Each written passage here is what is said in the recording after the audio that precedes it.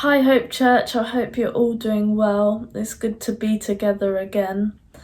I just wanted to share very briefly. Some months ago, I thought of what to bring today, and I was reminded that some months ago, August, September, October time, I was made redundant, and I was really stressed.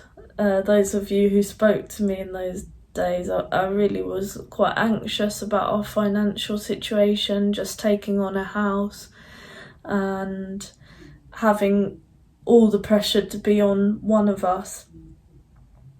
And I just felt really like I'd lost my purpose. So many different things were going on in my head, and I was quite busy in my head. I was quite panicked, and there's a busyness, a practical busyness, isn't there? But there's a busyness of mind. And I felt my head was always in so many different areas with what ifs and potential jobs. I was doing applications and then I felt like I wasn't good enough, and just too many things going on. And I felt the right thing to do. This was in my discipleship group. We were talking about our goals and objectives, and one of the things I felt to do, actually the only thing, was to have time where I'd go in my room, switch off my phone, close the door, and just be quiet.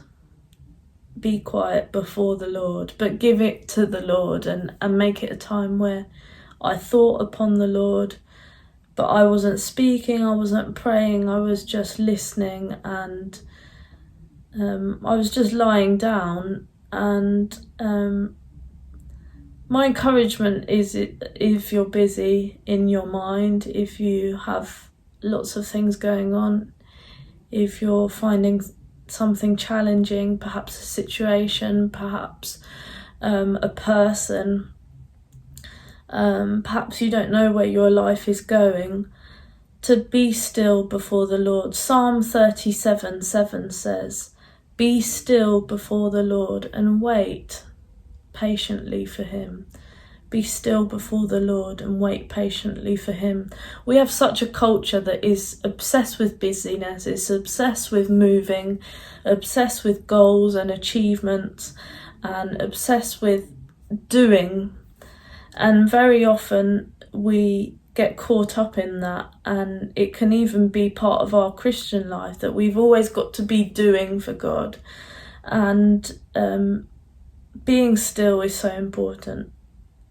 For me, it was a time where I was able to put my trust back into God's hands. I found that after those times of being quiet and still, that I felt like a shift in my perspective, a shift in my thoughts back onto God. So often in the busyness and the anxiety and the stress, we can go into a self-reliance mode, and those times of being stillness just realigned me into the perspective that God has for my life, into those higher ways that we know that God has. And so my challenge is to take time to be still before the Lord. Don't speak, don't pray. It's not all about you speaking and you praying. That's not what holiness is. That's not what being a Christian is all about. But being still is so important. Being before God and waiting patiently for him. And it's my encouragement to you, if you're facing a tough time or a tough situation, be still, and God will speak to you. God will refresh you in those times. I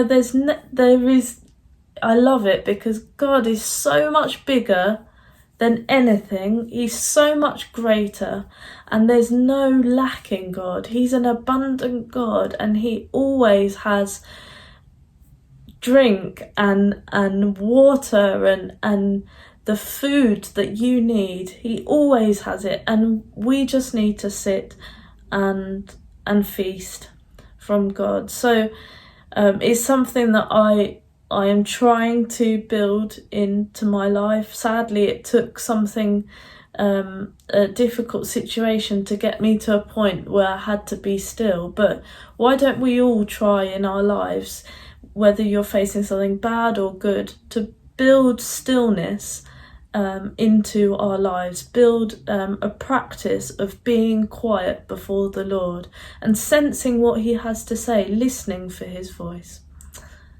God bless you.